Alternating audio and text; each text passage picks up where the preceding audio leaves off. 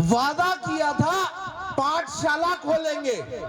क्या उत्तम नगर विधानसभा में एक भी स्कूल बना? बता सकते हैं जी? वादा किया था मोहल्ला क्लिनिक खोलेंगे, अस्पताल खोलेंगे, डिस्पेंसरी खोलेंगे। क्या उत्तम नगर में बारशाला के अलावा कुछ और खुला? नहीं खुला ना जी।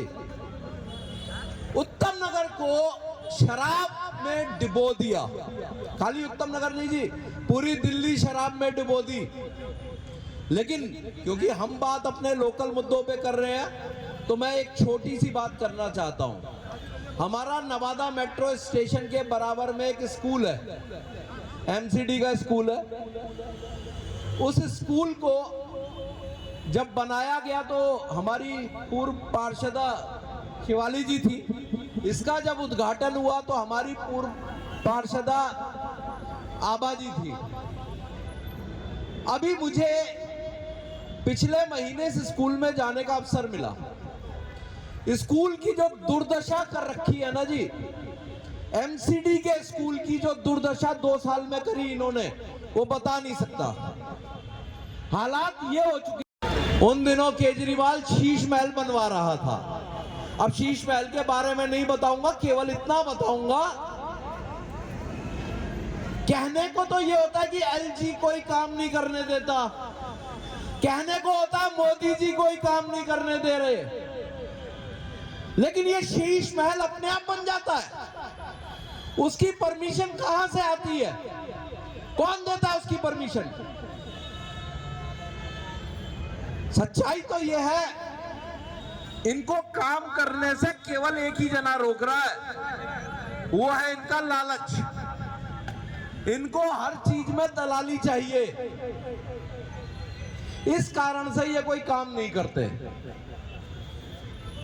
दिल्ली के अंदर सड़कों को बनाना वो इनका काम है। पीडब्ल्यूडी इनके हाथ में जी। हमारी ये रोड है, अगर यहां से आगे जाए, गरीबों के लिए ऐसी क्या व्यवस्था की आपने जिसके नाम का डंका आप न्यूयॉर्क तक पीटते हैं?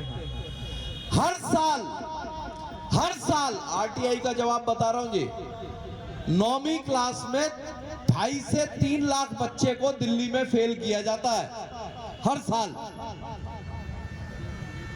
11वीं में 1.25 लाख बच्चा फेल होता है। स्कूलों के अंदर टीचर नहीं है,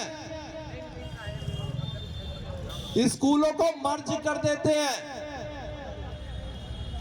हमारे आसपास के जितने स्कूल हैं उनमें साइंस नहीं है, साइंस के विषय नहीं है। आप कहते हो हम डॉक्टर इंजीनियर बनाएंगे, कहां से बनाओगे? तुम्हारे स्कूलों में तो सब्जेक्ट भी प्रॉपर पढ़ाए नहीं जाते, डॉक्टर इंजीनियर बनाने तो बहुत दूर की बात है। अस्पताल के लिए हमें यहां से सीधे हरिनगर भागना पड़ता है जी, दीनदयाल, और वहां पे बाउंसर बिठा रखे हैं। गरीब आदमी बेचारा इलाज भी नहीं करवा पाता।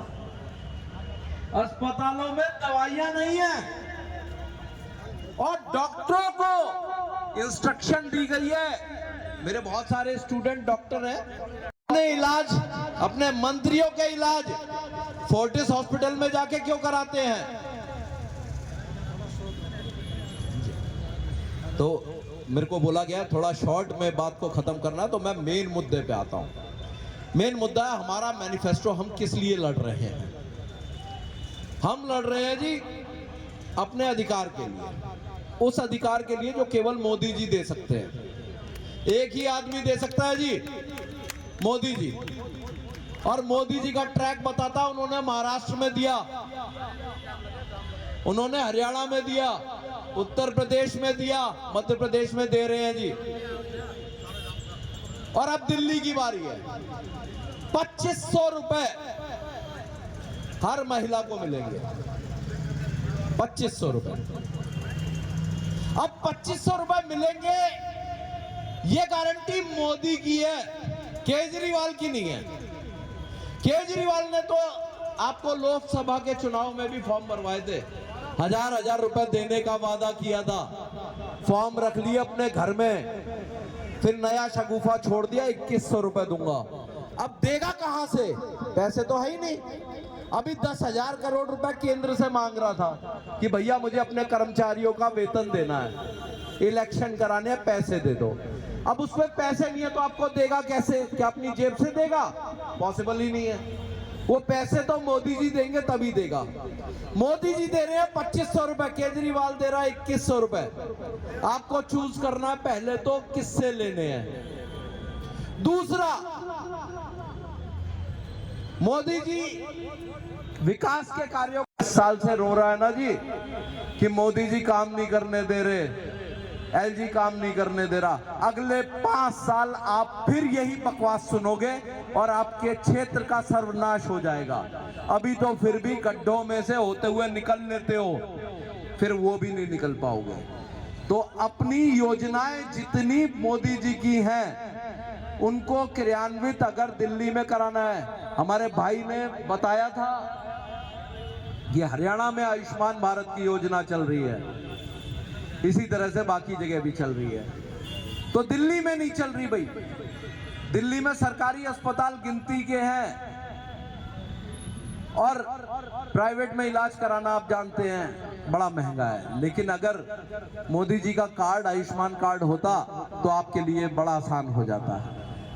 तो मैं अपनी वाणी